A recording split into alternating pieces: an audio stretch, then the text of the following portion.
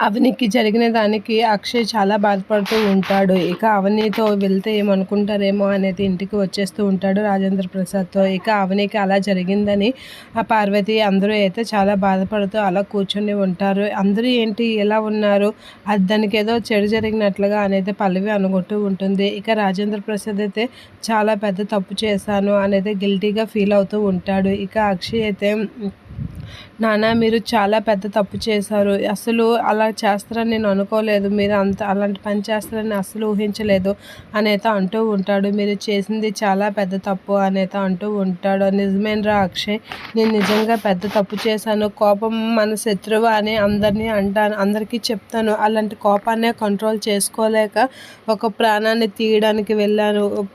దేవుడి దయ వల్ల అది చెయ్యికి తగిలింది కాబట్టి సరిపోయింది. లేదు అంటే ఏమవుదునో అనేది అంటూ చాలా బాధపడుతూ ఉంటాడు రాజేంద్ర ప్రసాద్.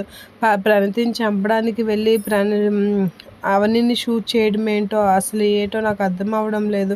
నా కోపం నన్నే ఇచ్చేసింది అనేది చాలా బాధపడుతూ ఉంటాడు. ఇక అవనికి ఏమవుతుంది, ఎలా ఉందో ఏంటో అనేది అక్షయ్ చాలా టెన్షన్ పడుతూ ఉంటాడు. ఇక రాజేంద్ర ప్రసాద్ ఆడిన మాటలకి పార్వతి వాళ్ళైతే అలా చూస్తూ ఉంటారు. తన కోపమే తనకి శత్రువు అని ప్రతిసారి నేను మీకు అందరికీ చెప్తాను.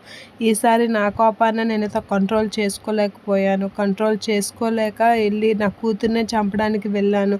అసలు ఒక ప్రాణాన్ని తీసే హక్కు ఎవరికీ లేదని చెప్పిన నేనే ఒక ప్రాణాన్ని తీయడానికి సిద్ధపడ్డాను అని చెప్పేసి రాజేంద్ర ప్రసాద్ అయితే చాలా గిల్టీగా ఫీల్ అవుతూ ఉంటాడు. ఏంటి మామయ్య అవని వాళ్ళపై కోపం పెంచుకునేదే కాకుండా ఇంకా ఇప్పుడు సూక్తులు మాట్లాడుతున్నారు. అవని మీద కోపం పోయిందా, ఇది ఎలాగైనా పోనివ్వకుండా నేను చేస్తాను అనైతే పల్లవి అనుకుంటూ ఉంటుంది. ఇక అవనికి ఎలా ఉందో ఏంటో అనైతే కమల్ వాళ్ళకి ఫోన్ చేసినా లిఫ్ట్ చేయడం లేదు అని చాలా టెన్షన్ పడుతూ ఉంటాడు అక్షయ్. ఇక అవని ఇప్పుడు ఎలా ఉందో ఏంటో అనేది రాజేంద్ర ప్రసాద్ వారు కూడా కొంచెం ఆలోచిస్తూ ఉంటారు. అలా దాని గురించి అయితే మాట్లాడుకుంటూ ఉంటారు అందరూ.